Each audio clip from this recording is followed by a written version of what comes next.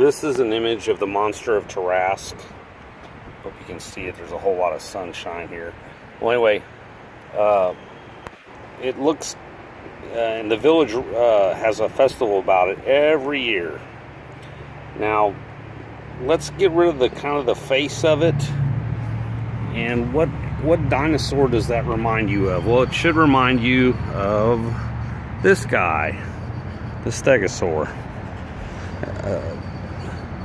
So there's also a thing called the Irish Chronicle, which is actually made up of several stories that are lumped together in a thing called the Irish Chronicle. They're the Chronicles of Boyle, Roscommon. There's actually a book called the Chronicles of Ireland, but they lump them together, and they talk about how they've got to get rid of this monster that's running around. It's got the face of a horse, plates on its back, and iron spikes on its tail. Well, that's a stegosaur. And the same thing, that village in France called Tarasque, they have a festival where they have this creature that supposedly terrorized it did terrorize the village, you know, more than 1,000 years ago. And by all accounts, it's a stegosaur. And there's also another village in France that it was terrorized by a thing that actually looked, it talked about it had large horns on its face, and it was probably this guy, Triceratops.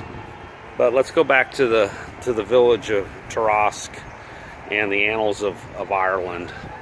So this is generally acknowledged to be a herbivore, and so he obviously wasn't eating people, but he's a big animal. And if you've ever seen these things about the hunters get caught on tape, and they've got doe urine, and they're trying to attract rutting bucks, well, then the bucks actually catch them unaware and they kind of mess them up.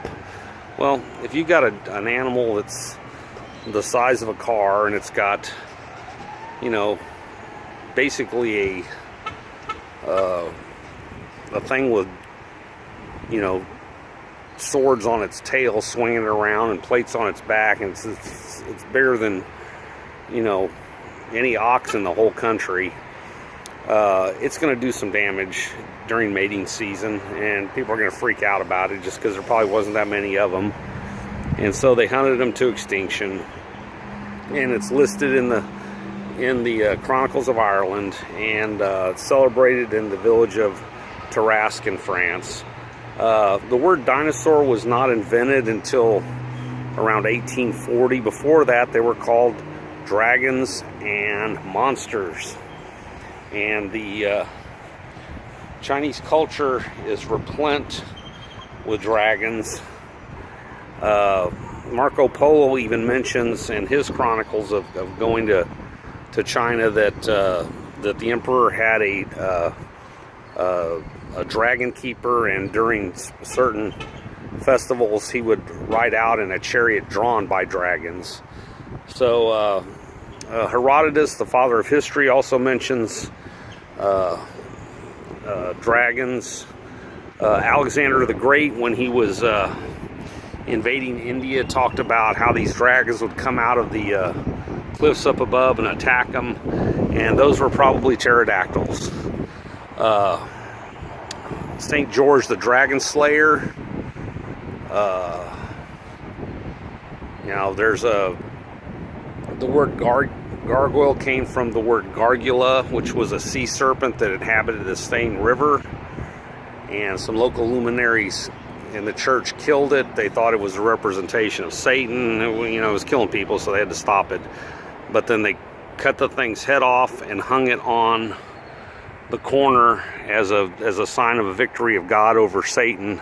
And then eventually, the head rotted off, so they made a stone effigy and put it on there, because initially all the gargoyles statuary was only in basically the Paris region, and it expanded throughout the Gothic times to lot of places have gargoyles, but the original one was called Gargula, and it was a thing that, you know, the saying goes around, no pun intended, it serpentines its way through Paris. And there was this large sea serpent in there called Gargula. The natives called it Gargula, and it, you know, got a few people and grabbed some sheep and goats, and so they killed it, and that's where you get the word gargoyle from. Anyway, check out the works of Ken Ham, Kent Hovind. My friend Trey Smith has really, really good videos on dinosaurs of the human. I've got a whole lot of them on my various YouTube channels. Please like, share, and subscribe. And remember, God's word is true. They always want you to think that you're just a blob of protoplasm that arrived through evolution, and that we're an insignificant speck in the universe when we're really basically the center of creation. And God's got a plan for you, so keep that in mind. I'm out.